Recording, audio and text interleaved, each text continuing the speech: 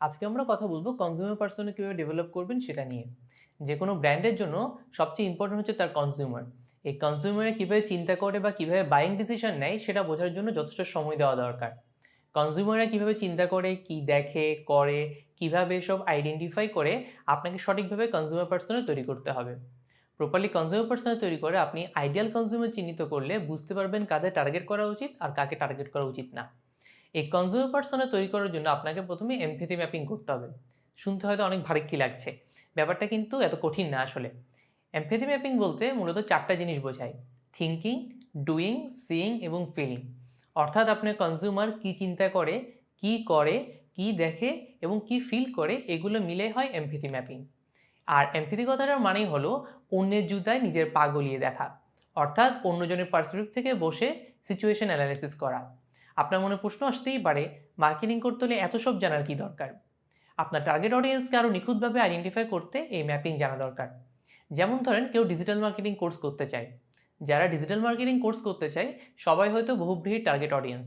বহুব্রীহিকে হয়তো এটুকু জানলেই হতো, কিন্তু তারা ভাবলো আর একটু ডিপে গিয়ে দেখি কেন এক্স্যাক্টলি তারা এই কোর্স করতে যাচ্ছে। একজন আইডিয়াল কাস্টমারের উপর তারা এই রিসার্চ চালালো। ধরা যাক বহুব্রীহির এরকম এক আইডিয়াল কাস্টমারের নাম নীরা। তার নিজস্ব অনলাইন জুয়েলারি বিজনেস আছে। এতদিন ফ্রেন্ডস অ্যান্ড ফ্যামিলির কাছে সে জুয়েলারি সেল করেছে, আর সাথে সাথে কিছু রেফারেন্সও সেল হয়েছে। এখন নীরা বিজনেসকে আরও বড় করতে চায়, এজন্য সে ডিজিটাল মার্কেটিং কোর্সের জন্য ইন্টারেস্টেড। প্রথম ধাপ থিঙ্কিং, অর্থাৎ সে বিজনেস পারফরমেন্স ইমপ্রুভ করার জন্য এবং নিজের বিজনেসকে আরও বড় করার চিন্তা করছে। সিইং ধাপ নিয়ে যদি বলি, নীরা এখন দেখছে প্রপার স্ট্র্যাটেজি নিয়ে ডিজিটাল মার্কেটিং করলে বিজনেসে এন্ডলেস অপরচুনিটি, এবং ডিজিটাল মার্কেটিং কোর্সও চারদিকে অনেক, এটাও সে দেখলো।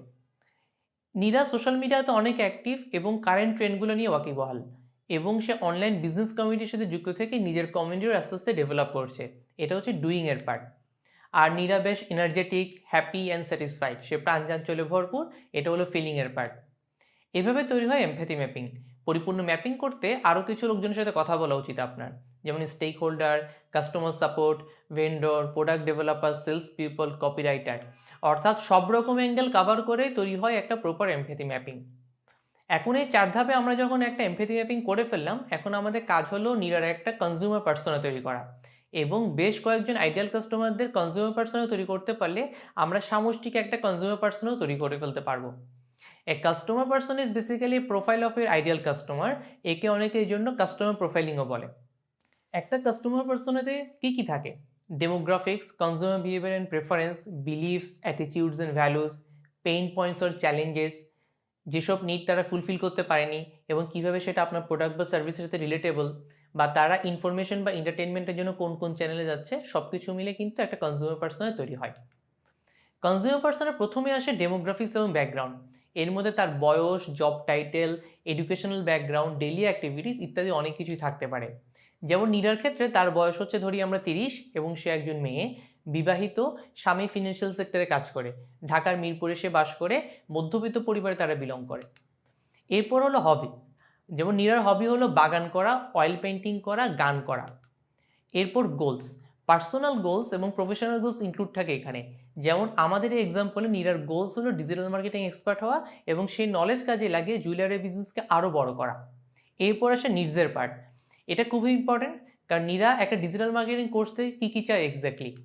সে ডিটেল কন্টেন্ট চায়, লাইভ প্রজেক্ট চায়, মেন্টরদের কাছ থেকে ইমিডিয়েট ফিডব্যাক চাই, নিজস্ব পেসে শিখতে চায়, কোনো টাইম বাউন্ড যেন সেখানে না থাকে সেটাও চাই, এবং সে যে টাকাটা দিচ্ছে কোর্সে সেটা যেন অর্দি হয়। তার নিডস মোটামুটি এগুলোই।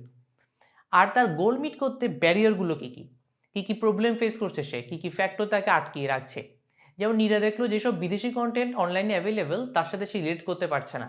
আবার লোকাল কোর্সগুলো অ্যানালিসিস করে সে দেখলো ফিডব্যাক স্লো অনেক, আবার কন্টেন্টও ভালো না। এই পেইন পয়েন্টগুলো বোঝাও কিন্তু বেশ জরুরি, তাহলে আপনার প্রোডাক্ট বা সার্ভিসের মধ্যে এসব ফিচার ইনক্লুড করা যেতে পারে। এখন এই অ্যানালিসিস করে নীরা একটা কনজিউমার পার্সোনা ক্রিয়েট হয়ে গেল। এখন বহুব্রী এভাবে আরও কিছু টার্গেট কাস্টমারদের মধ্যে থেকে রিসার্চ করে যদি এভাবে কনজিউমার পার্সোনা ক্রিয়েট করে, তাহলে বহুব্রী বুঝতে পারবে কোর্সের মধ্যে এক্স্যাক্টলি কী কী রাখা উচিত এবং কোন কোন ওয়েতে কমিউনিকেশন করা উচিত। সো টার্গেট মার্কেট এবং কনজিউমার পার্সোনা কিন্তু দুটো আলাদা ব্যাপার। টার্গেট মার্কেট হচ্ছে যাদের একই ধরনের বৈশিষ্ট্য থাকে, কিন্তু সেই বৈশিষ্ট্য বাদেও প্রতিটা মানুষের আলাদা আলাদা নিজস্ব শখ, স্বভাব ইত্যাদি থাকে। আর কনজিউমার পার্সোনা ব্যবহার করে আপনি সেই বৈশিষ্ট্যগুলো চিহ্নিত করতে পারবেন। যেমন একজন মানুষের জীবনে প্রফেশনও একটা তার বড় অংশ, এর উপর তার স্পেন্ডিং হ্যাবিট যেমন নির্ভরশীল, একইভাবে তার পার্সোনালিটিও নির্ভর করে, যার উপর কনজিউমার পার্সোনাও কিন্তু আলাদা আলাদা হবে।